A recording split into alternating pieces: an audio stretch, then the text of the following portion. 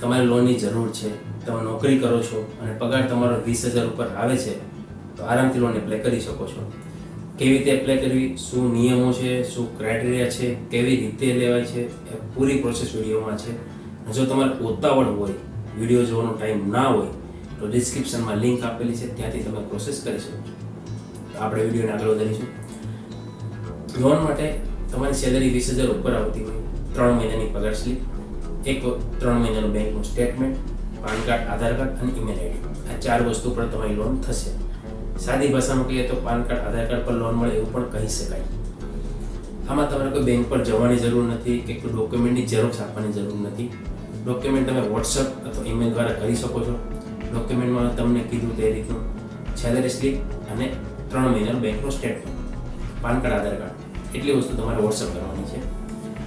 પ્રોસેસની વાત કરું તો જેવી લોગિન થશે, એક જ દિવસમાં એપ્રુવલ આવશે. એપ્રુવલ તમને કન્ફર્મ હોય, જે લોન એમાઉન્ટ મંજૂર થાય તે તમને એગ્રી હોય, તે લેવા માગતા હોય, તો તમે પ્રોસેસ આરામથી કરી શકો છો. એના માટેની પ્રોસેસ છે, તમારો ક્રેડિટ સ્કોર 625થી વધારે હોવો જોઈએ. એ સિબિલનો પણ કાઉન્ટ કરે છે અને ક્રિફનો પણ કાઉન્ટ કરે છે.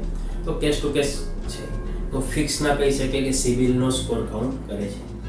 625થી વધારે સ્કોર હોય, સેલરી તમારી 20,000 ઉપર આવતી હોય, તો તમે લોન માટે એલિજિબલ છો.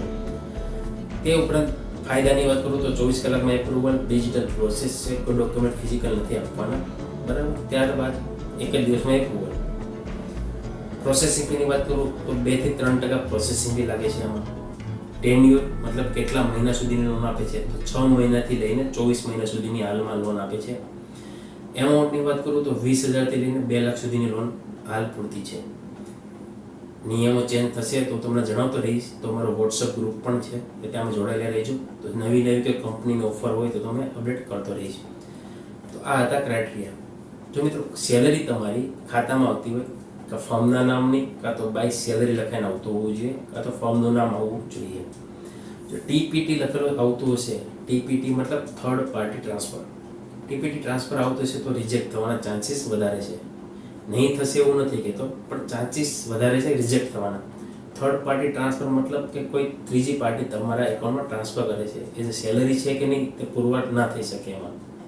તો આ હતા મોટા મોટા ક્રાઇટેરિયા. એ ઉપરાંત બીજી ઘણી બધી એવી કંપની છે જે તમને લોન માટે એલિજિબલ છો. જો તમારી પગાર 20,000થી ઓછો હોય તો પણ મળવા પાત્ર છે. એના માટે તમે અમને વોટ્સઅપ કરી શકો છો.